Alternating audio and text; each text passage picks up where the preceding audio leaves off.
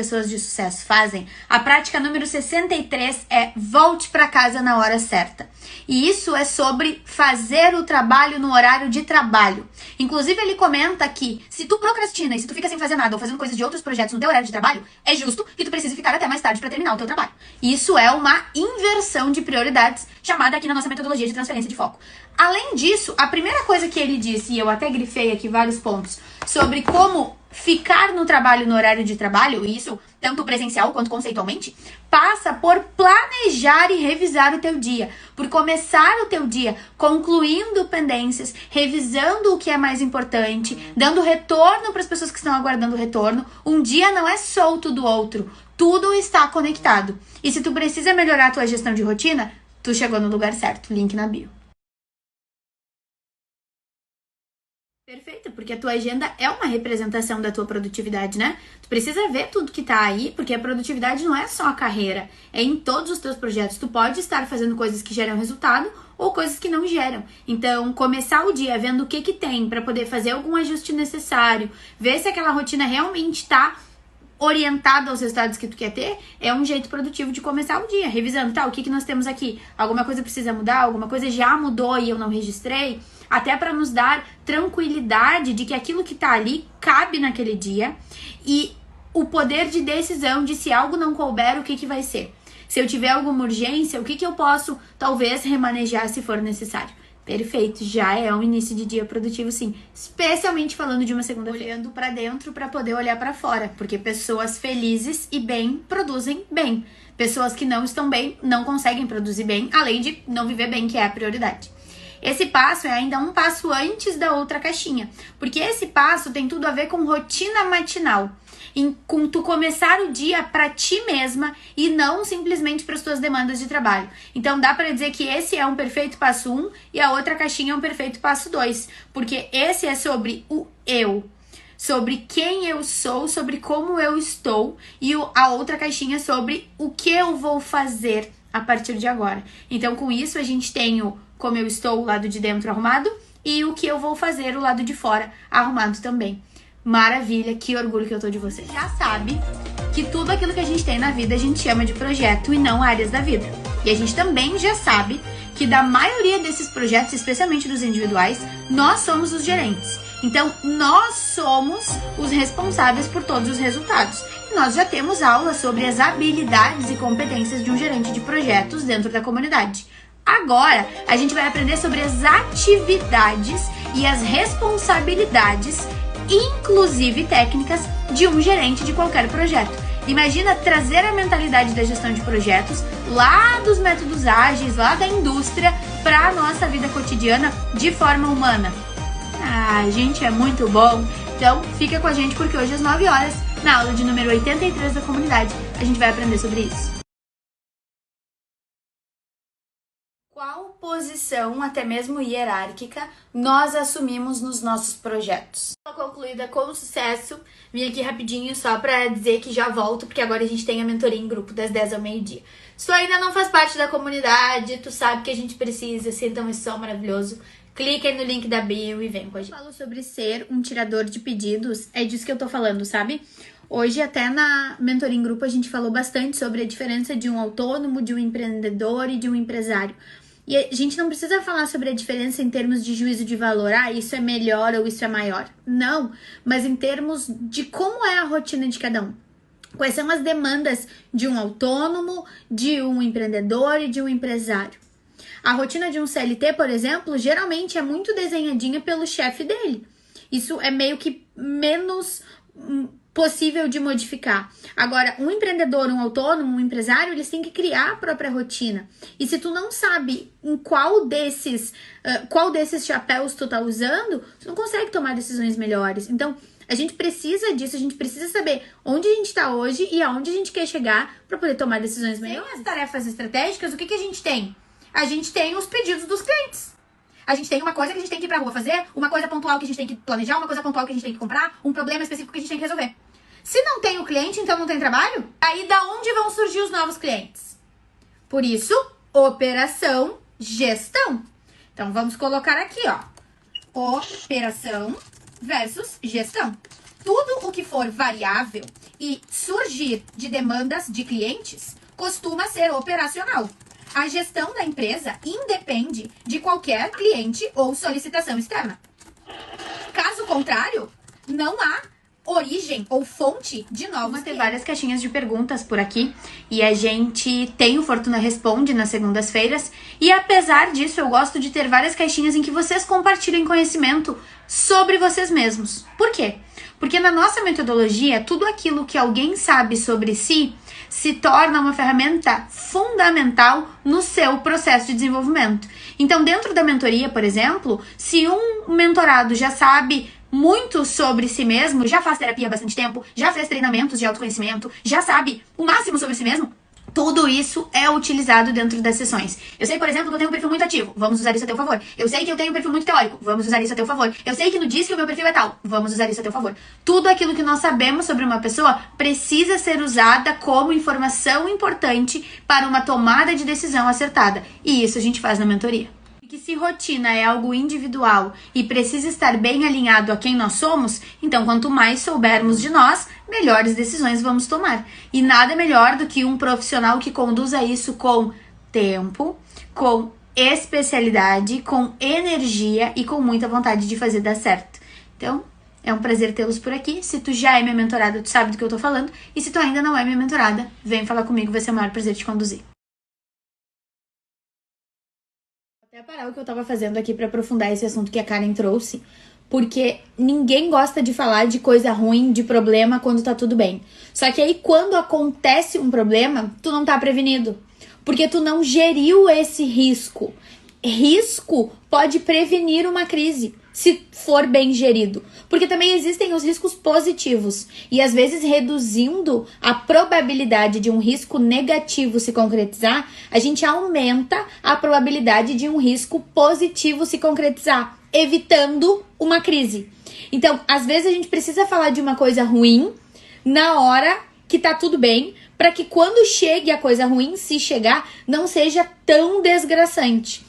Inclusive, quem fala sobre isso é a Bia, que é minha mentorada também e que é corretora de seguros. Te atende? Tu para de procurar as outras. O restante pode ser uma ferramenta de apoio, pode ser aí um tapa-buraco no momento de recarga ou no momento de pico de demanda, mas nas condições normais de temperatura e pressão é aquela ferramenta que te atende e se tu precisar acessar rapidamente, tu também vai conseguir. Então, encontramos, problema resolvido isso, né? Esses parceiros-chave que a gente vai considerar são pessoas cuja especialidade agregue valor ao teu produto ou ao processo dele. Então, por exemplo, esses nomes que tu trouxe são pessoas que vão te ajudar a vender mais. Então, se tu entende que essa pessoa tem essa especialidade, precisa estar muito claro que tu tá pedindo ajuda pra isso. Porque senão fica aquela coisa solta, eu divulguei, eu falei pra alguém, não, mas olha só, eu preciso dessa ajuda. Porque aí a pessoa sabe que tá realmente colaborando contigo e tu também realmente tá acessando essa rede de apoio. Mas aí, vem o que o Guru Supremo já dizia lá no velho mundo. Estabeleça uma energia positiva, espalhe ao seu redor, não se deixe transformar em vítima e, pelo amor de Deus, divirta-se. Uma pequena mudança de atitude contribuiu para que mudasse de fora para dentro, e aí a gente sai daquela movimentação de precisar de ajuda para ser um par desenvolvido, e sendo visto como uma referência, tu te sente mais capaz, mais preparada, mais motivada, mais em movimento, e aí tu traz outras pessoas nessa jornada contigo e te sente mais capaz, mais em movimento, mais preparada. Então, assim, é uma coisa que puxa a outra e olha a diferença disso, simplesmente por estar acessando novas pessoas. Antes de começar a fazer esse resumo dos atendimentos do dia, especialmente assim com pequenos videozinhos dos atendimentos, para que vocês possam ver como os assuntos que surgem são totalmente diferentes, porque a gestão de projetos abrange absolutamente tudo e a gestão de rotina abraça tudo isso que a gestão de projetos abrange.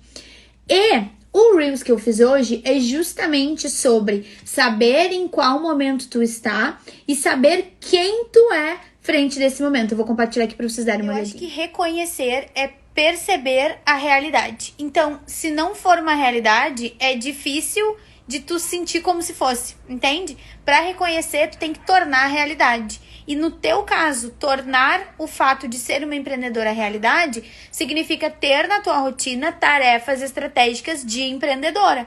O que uma empreendedora faz? Ela faz o seu próprio trabalho, ela vai atrás dos seus próprios clientes, ela avalia a qualidade, como a gente conversou na aula de terça-feira, ela melhora os seus processos para atender melhor os seus clientes, ela garante que a marca dela seja vista como quem ela realmente é ou em processo de ser quem ela quer ser, ela cuida das suas finanças, ela cuida das suas questões jurídicas e contábeis.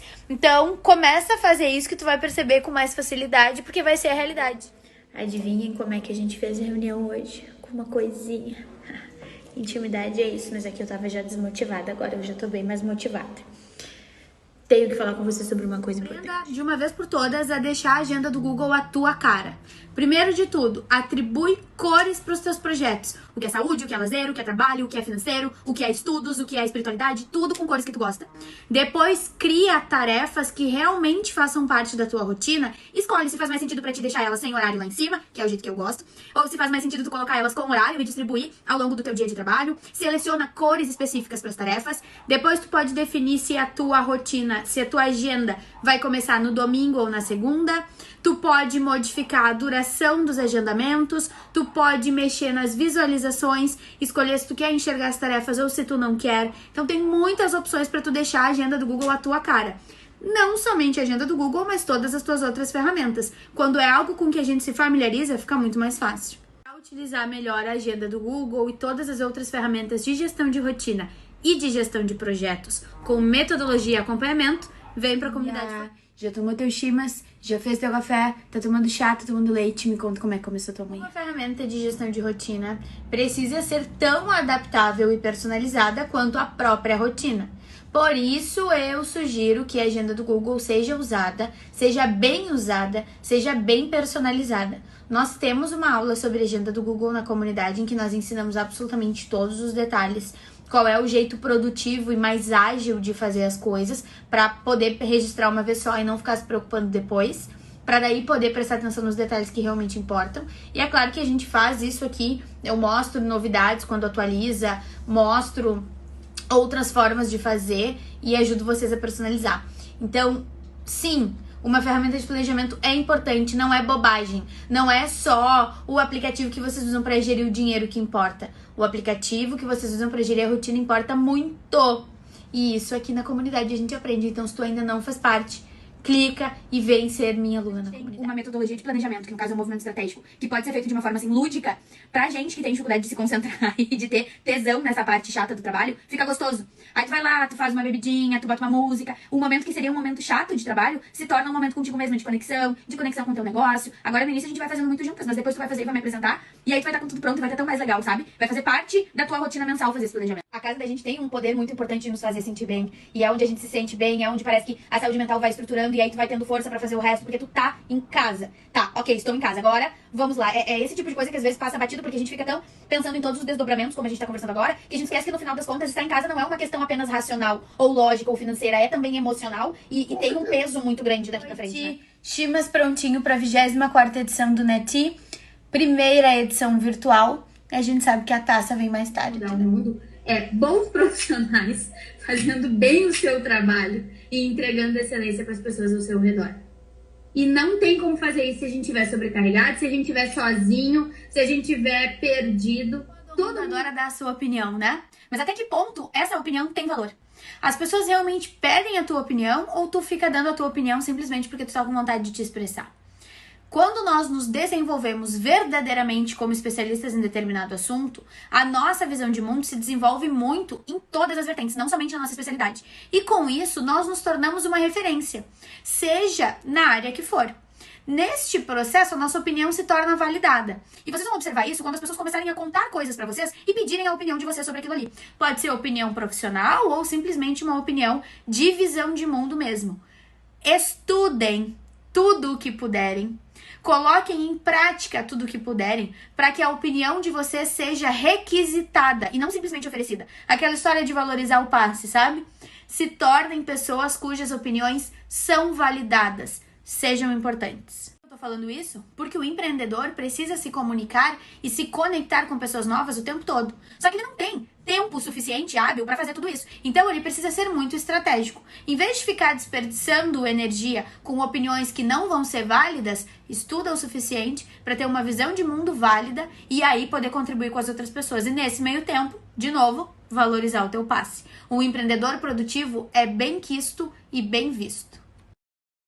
O fazer mais não é uma questão de volume, é uma questão de estratégia. É sempre mais fácil a gente fazer mais do que é fácil pra nós, do que fazer um pouco daquilo que é difícil. Então é mais fácil tu ficar frenética fazendo algo que tu já faz, do que tu parar, analisar e fazer uma coisa diferente. Especialmente quando é algo sobre o qual já tem um estigma, já tem um preconceito. Então, por exemplo, a gente tem a sensação de que é mais produtivo tu ir pra rua fazer oferta pras pessoas ou mandar mensagem no WhatsApp, não sei o quê, do que sentar e revisar a agenda. Só que dependendo do momento, tu precisa revisar a agenda pra saber com quem tu vai falar. E aí a tua estratégia vai se confirmar mais assertiva do que se tu tivesse só feito um movimento frenético. Se nós chegamos num momento em que nós temos mais um plano de negócio, mais um produto saindo, na verdade, nós precisamos começar a alinhar nossa comunicação pra isso. Então a gente vai precisar atrair pessoas mais dessa região. A gente vai precisar atrair pessoas que já utilizem esse serviço, outras coisas nesse sentido. Então a gente precisa olhar como tá pra saber quais são os ajustes. A cidade dorme, eu aqui me lembro. Quanto tempo